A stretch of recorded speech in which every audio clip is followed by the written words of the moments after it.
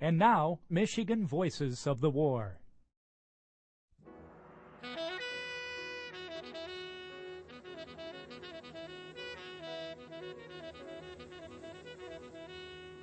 The attitude of the War Department said black men did not have brains enough to fly airplanes.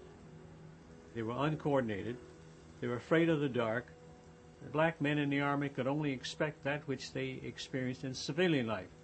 At that time, discrimination, racism, segregation. This is my country. I'll protect her. I'll fight for her. But damn it, I'll make her treat me the way she should.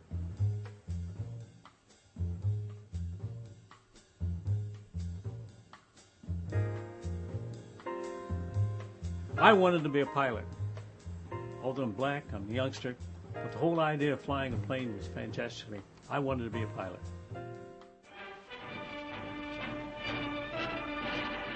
Eleanor Roosevelt, Mary Bethune Bethune, NAACP pressured Congress to build Tuskegee Army Airfield, 10 miles away from Tuskegee Institute. That's where we got our training. From all parts of the country, these men have come to take the acid test. They are anxious and eager. No leniency is shown, and none is asked. After all, each cadet here has passed the same rigid entrance examinations, the same stiff mental and physical requirements as every other cadet. 130 men started in April 43, and by the time January 44 came along, only 25 of us survived. But it was exciting. The whole bit was exciting.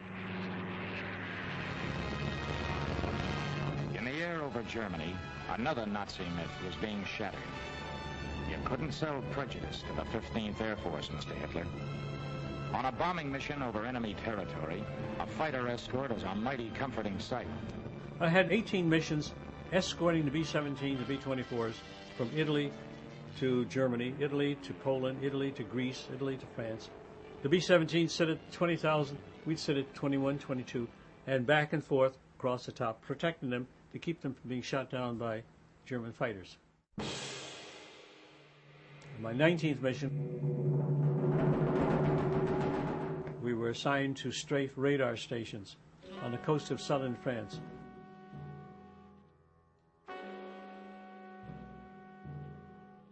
I was the last guy in the squadron to go across the target, and they blew the heck out of the airplane. The damn shell came up through the floor and went out through the top of the canopy. Fire came up out of the floor, pulled back on the stick to get some altitude. When the nose popped, I came out. I remember the tail going by with all that fire, and then boom, the parachute popped. I'm in the trees. 1 and number 3, they get through. They look back and they saw my airplane go in. They didn't see me get out. So when they got back to the squadron, they said Jeff bought the farm. There are 5,000 white officers at Stalag Luft 3. When I walked in, some of these guys had been there 3.5, 4 years. They did not know that blacks were flying. I could discern animosity from many of these guys.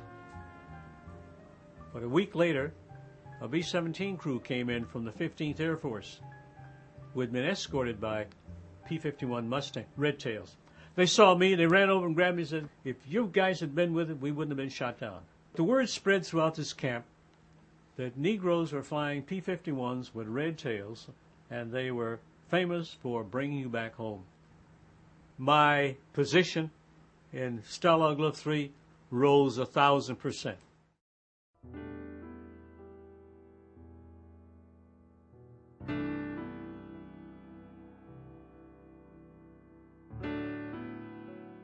Nobody heard a damn thing about the Holocaust or about Dachau. We got a Jeep. To find out about this place, they said there was a lot of dead people. So quite naturally, we were curious. We got there, and there were dead bodies everywhere, lying up, stacked up like cordwood. A huge table, 15 or 20 feet long, covered with hair, using the hair for seat cushions.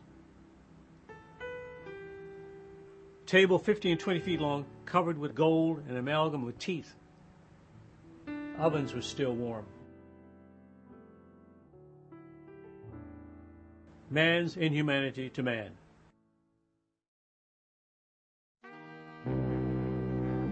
Coming across with a troop ship, loaded up past the Statue of Liberty. Salute the Statue of Liberty. Hey, we're coming home. And everybody on the shores, toot, toot, toot. And coming down the gangplank, little white soldier at the bottom. Whites to the right and niggers to the left.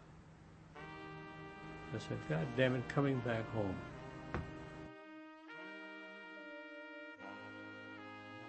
On behalf of the men of the 99th, the 100th, the 301st, and the 302nd Squadrons, who were POWs during World War II, I humbly accept this medal on their behalf in the remembrance and honor of them. Thank you.